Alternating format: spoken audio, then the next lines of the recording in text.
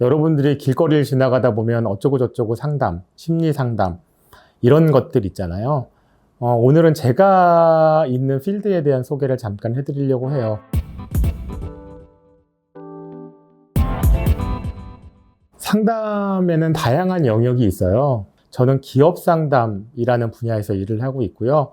그러다 보니까 기업의 임직원들을 대상으로 한 상담을 하게 되는 거죠. 그래서 저는 회사랑 계약을 해서 기업의 임직원들을 대상으로 심리 상담을 하는 일들을 하고 있습니다.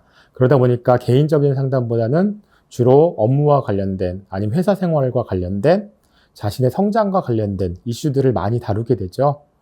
그래서 이걸 기업 상담이라고 이야기를 하는데, 영어로는 Employee Assistance Program, 그래서 기업의 임직원들을 도와주는 어시스턴트를 하는 프로그램이라고 얘기를 하기도 하고요. 그 다음에 Workplace Counseling, 그래서 직장인 상담, 직장 상담, 이런 식의 표현을 하기도 해요.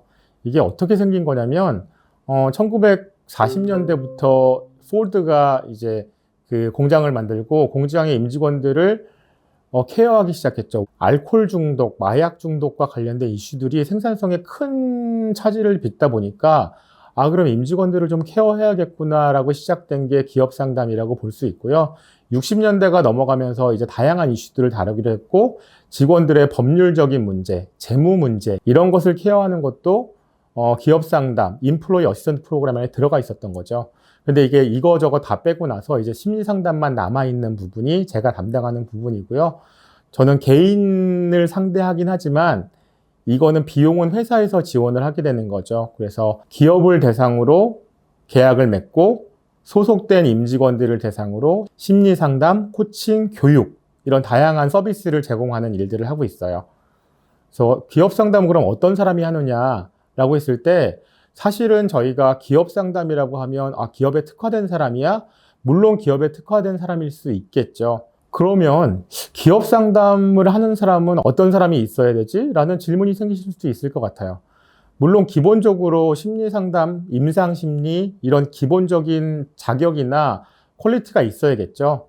더불어서 기업 상담을 하는 사람들은 기업에 대한 인식과 기업이 어떻게 돌아가는지, 어떤 일을 하는지, 기업의 임직원들은 어떤 주제를 가지고 상담을 하는지, 이런 거에 대한 기본적인 이해가 있어야 된다고 생각을 해요. 그래서 기업의 임직원들을 대상으로 상담을 했다고 해서 다 기업 상담 전문가냐? 저는 아닐 수도 있다라고 봐요.